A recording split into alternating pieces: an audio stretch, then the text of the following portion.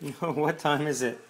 Oh, it's, October 9th. I was just thinking about all your bills and everything that you created, and if you went through it and put a point on it, there might be a point reference in this, and you can just see how that point could then be lined up and then played back, because it'll show you the variance. Like, for example, this could be your phone bill rendered, and we would just see it as a point on a timeline that just varies. So I just showed you, I've just volunteered to the world my whole history of my power bill, because then if I had a spike in my power bill, everyone could look at me and go, well, why is David running this many kilowatt per hour? So it's like, well, that would tell the neighborhood that I'm a drug dealer and I'm using lamps to grow pot. So if that information was mapped onto this geopolitical landscape that I'm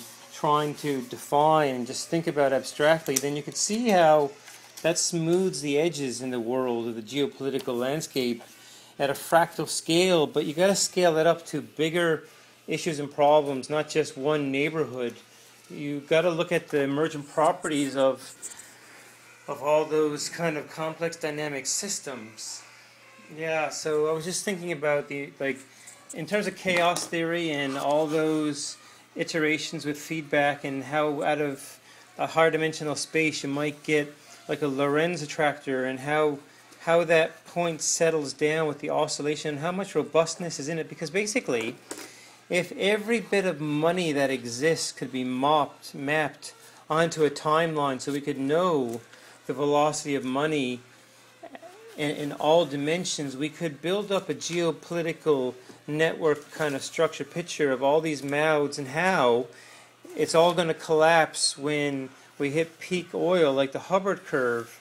It's got like a logistic distribution where the back is steeper than the top, and basically Hubbard defined theoretical Texas oil production, and then experimentally his model matched perfectly what happened. So it drops off a lot because it's believed that all around the world's oil supply was created in a short geological period, and it was just captured in a certain way that then you could then say that around the world there's a probability distribution function of how much oil there could be, and how much there is, and how it eventually, basically like the Irish potato famine, if oil production dropped from 80 million barrels a day down to 10 in the space of 5 years and stayed that way indefinitely, because of John Bourgaï, American Nobel Peace Prize winner, his modern techniques of agriculture allowed India, Pakistan, and Mexico to become net exporters of wheat. And because of his ideas in the 1970s,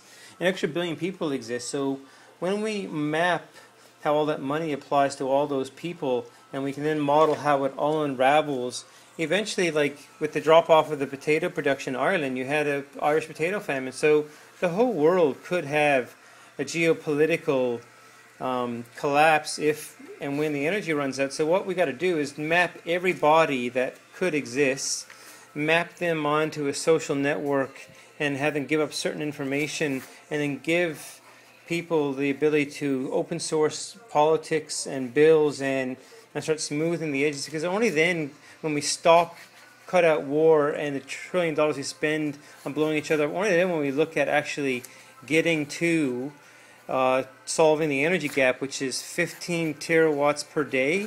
Until the world can do that, they're not going to escape a geopolitical collapse. So basically, right now, the politicians need to know that there's this point in time when they got to start agreeing and solving this energy gap, or else the whole global geopolitical picture will unravel when the crude oil runs out over the space of, say, 10 years in the next 40 to 50 years. So what if we have a prediction, we start to see that oil production is dropping at that rate? Then we know that at this time, unless we fill the energy gap, the network's all going to come apart.